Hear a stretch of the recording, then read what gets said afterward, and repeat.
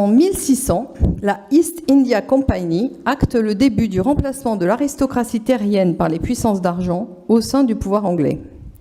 Depuis le début du XVe siècle, l'époque dite des grandes découvertes et des grandes aventures maritimes, les détenteurs de capitaux n'ont eu de cesse de développer leur contrôle discret par la mise en œuvre générale du concept d'anonymat. Ce concept d'anonymat, mis en musique au double niveau économique et politique, a connu son premier réel grand succès avec les compagnies des Indes, qui ont allègrement pratiqué la confusion du pouvoir politique et du pouvoir économique. Sans surprise, la première compagnie des Indes, la East India Company, est d'origine anglaise. En quelque sorte, les compagnies des Indes préfigurent la distinction aujourd'hui entrée dans les mœurs économiques occidentales entre les bénéfices, largement privés, et les charges financées par la collectivité publique, avec la précision que dès l'avènement des différentes compagnies des Indes, les responsabilités civiles, pénales et politiques des intervenants disparaissent dans le monopole d'État.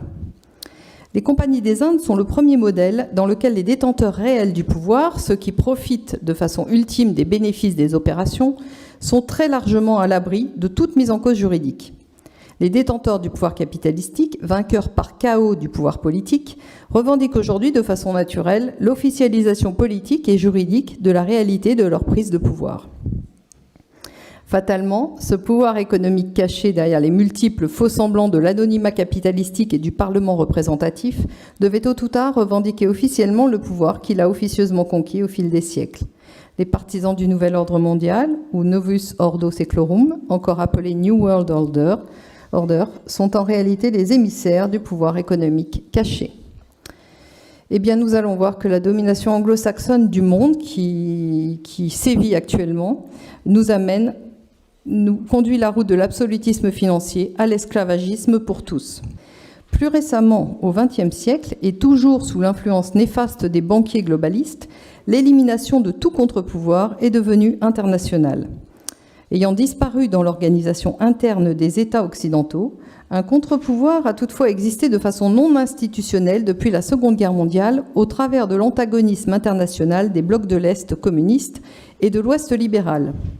À la chute de l'Union soviétique, ce contre-pouvoir informel, qui existait néanmoins de facto sur la scène internationale et qui a notamment permis le développement en France du CNR et de la parenthèse gaulliste, a à son tour disparu, mettant à nouveau en lumière la cruelle inexistence des contre-pouvoirs politiques internes aux États occidentaux.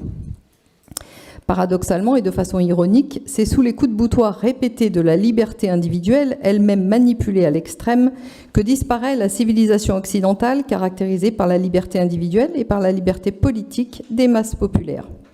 Rappelons incidemment que l'ultra-individualisme, revendiqué par des mouvements comme les LGBT, les droits de l'enfant, l'éducation sexuelle dès le plus jeune âge, est l'aboutissement logique de la domination politique absolue des principaux détenteurs de capitaux. Ces derniers utilisant à leur avantage exclusif le principe de bonne politique consistant à diviser pour mieux régner. Diviser chaque être humain en une entité isolée de toute composante sociale pérenne et au-delà, diviser l'humain et la vie en des entités physiques autonomes est l'une des armes les plus redoutables utilisées par les tenanciers du pouvoir économique global pour asservir l'humanité. En effet, cette méthode d'asservissement, appelée diviser pour mieux régner, n'est pas seulement utilisée de manière géopolitique pour diviser les peuples et les nations, mais également de façon beaucoup plus sournoise et dangereuse d'un point de vue politique pour faire de chaque être humain une entité instable, dépourvue de tout support émotionnel et affectif stable. L'humain devenant dès lors un atome aisément manipulable, analogue à un objet qu'il convient d'utiliser. Le contrôle du phénomène politique par les principaux détenteurs de capitaux a permis à ces derniers de se rendre les maîtres absolus du concept réglementaire. Ils ont ainsi peu à peu, sur toute la surface du globe, imposé l'anonymat de leurs actions en développant de façon institutionnelle les intermédiations capitalistiques opaques, j'ai nommé les paradis fiscaux et toutes les structures juridiques permettant, sur le modèle du trust anonyme, permettant tout un panel d'anonymat, interdisant toute recherche en responsabilité.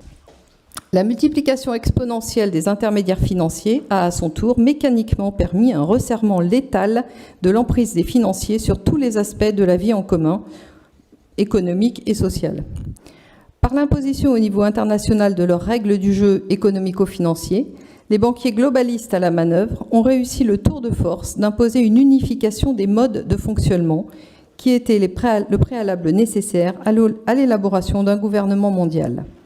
Dans ce contexte d'accaparement du pouvoir, il faut comprendre que le droit anglo-saxon est une arme brandie comme un bouclier antisocial et antinational par les tenanciers du pouvoir économique réel. Le droit réglementation, à la mode anglo-saxonne, sert à la fois de prétexte et de justification au renforcement de l'absolutisme financier.